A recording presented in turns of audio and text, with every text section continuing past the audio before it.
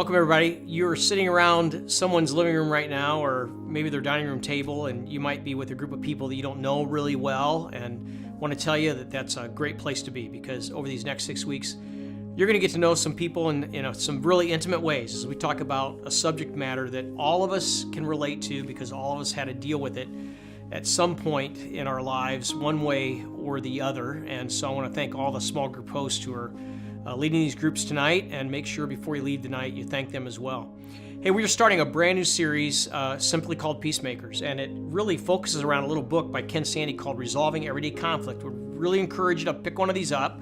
It's not a hard read, pretty simple read, and on the weekend services we're going to actually be pulling a lot of content out of this particular book and just reflecting on it a lot as a congregation as we talk about this one thing that's called conflict. A number of years ago, I was with a group of teenage students. We were on a mission trip down in southern Alabama, and I had a couple of my adult sponsors with me, and at that time I was young and a little stupid, I guess you could say.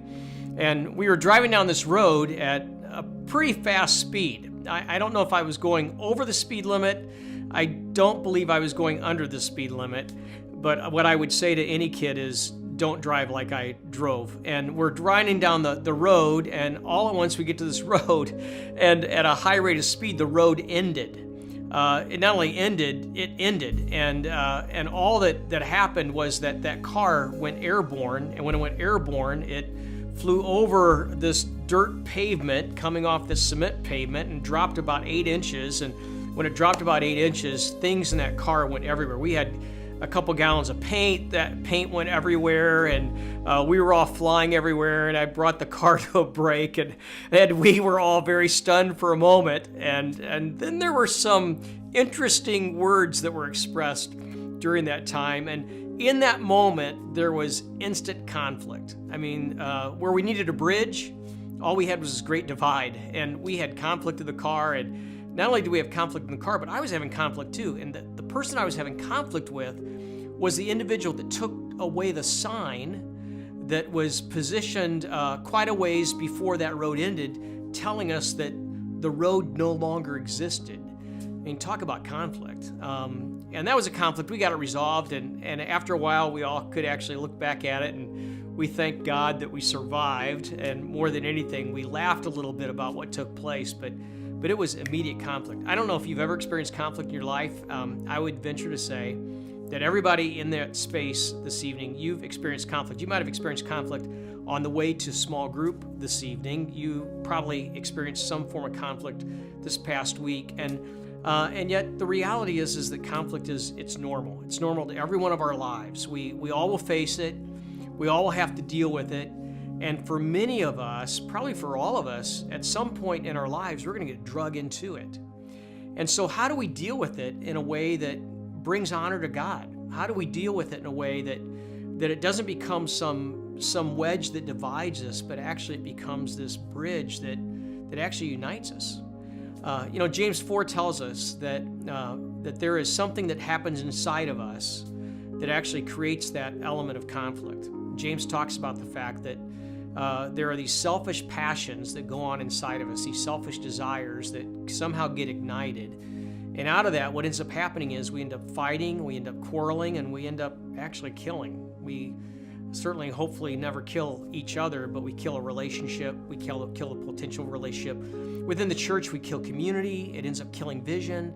It ends up killing the overall direction of where the church may be going, and certainly it kills the depth of community that God longs to see established in that church. And so over these next few weeks, my prayer for each and every one of you is the same prayer I have for me. And that is that as we dig into God's Word, that it becomes a roadmap for us on how to deal with conflict in a way that brings honor to Christ and no longer serves to divide us as a wedge that divides, but serves as a bridge that unites us one to another. And so in a few moments, you're going to hear from one of our couples, Rick and Emily McComb, and they're going to share a little bit from their own life and from their own journey together as a couple of how conflict has worked in their lives, and you're going to hear from them.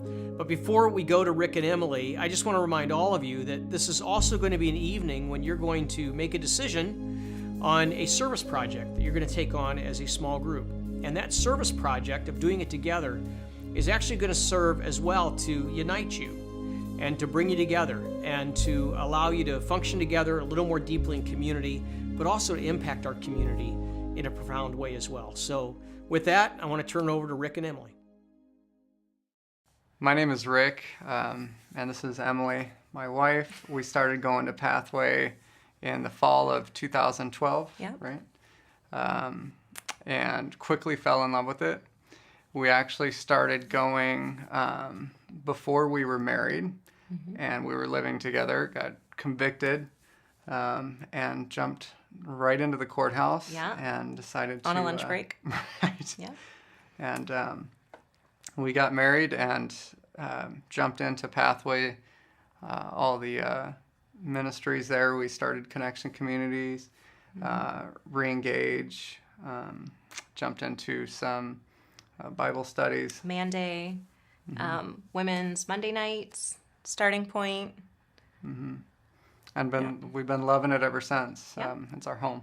Today we're going to talk about conflict and that it can be an opportunity to restore relationships. It's not always a negative moment, and it is unavoidable at times.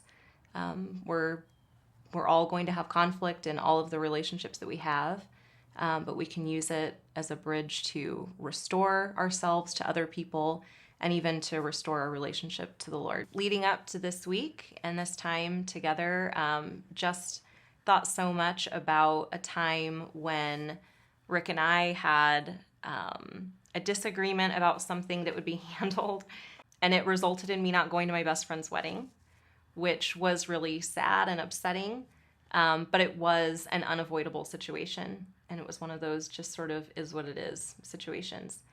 And I chose to just be so angry at Rick for it, and really held it against him that I would miss my best friend's wedding because, of just unavoidable family conflict that there is no getting away from. And I was sitting at my desk and I was praying, telling God how angry I was and feeling so justified, and could just feel him saying, let it go, feeling like he wanted me to just show him grace and move on. And I just flat out was saying, no, God, no. I get to be this angry. I'm missing my best friend's wedding because of this. I get to be angry. And just feeling him saying, no, you don't. You get to deny yourself. That's what you get to do.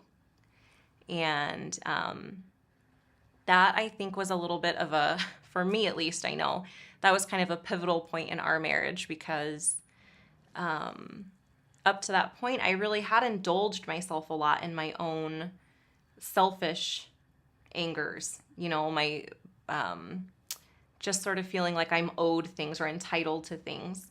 And God really used that moment of conflict in us to help me see that I'm not owed anything. I'm really not. My responsibility as a Christ follower is to deny myself, and it's not to hold things against people. And we've both had moments like that, and they've really helped us to have stronger relationships between each other, but I think also even with like our coworkers and other family members, to have that reality that you don't get to indulge necessarily in all of your own selfish desires. Sometimes you have to deny yourself and reflect Christ. That's what our job is. So that's been, for me, that's been something really important that I've learned along the way. I think our marriage and I know my own relationships with others really it all came into perspective once we started to learn to have grace with each other and approach situations with humility. At that point, it was conflict stopped becoming such a crisis and started becoming more productive in our marriages and even in my relationship with my ex-wife. It was and coworkers and so on and family members. And once we decided to really work on getting rid of pride, embracing humility. And in Romans 12:18, it says to be at peace with others as long as it depends on you. I think that's so important. It's something that Christ calls us to. He says that we're blessed to be, if we are peacemakers. He tells us that in Matthew 5. So it's one of my favorite verses, Romans 12:18 is, and I look at it all the time. Every time his ex-wife calls, because that's her name, in his phone, just so that he can have a reminder of his call from the Lord to make peace. Yeah, I found myself getting angry. We were going through a lot of conflict at the time, and I wanted to be reminded every time her number came up that I am called to be a peacemaker. Jesus tells me that, and I need to practice. This is an area that Rick and I fail at all the time, constantly even. And we've been so blessed to have some examples in our lives of people who have a truly forgiving heart, and they're so merciful, and they just are constantly looking to make peace with the people around them, even orchestrating peace for two people who maybe are at odds that, they might not even be completely involved in. And that's my mother-in-law. She's been an awesome example to me. Just watching her in her marriage, the way she goes out of her way to make peace with her husband, just with friends and other family in her life. She just seeks this out all the time. This is a commandment that she takes very seriously. And I see the fruit of that in her life. I see how strong her relationships are and how just at peace she is within her heart. And it's a great example to me because I can just see the payoff of her hard work of trying to make peace, and it makes me want it so much more. And I often think about her as an example when I'm in conflict with someone, like, what would Julie do? Just wondering, like, gosh, is this, it takes more humility than we have sometimes, but it's good, I think, to look to the people around you who have a lot of peace and ask yourself, what are they doing?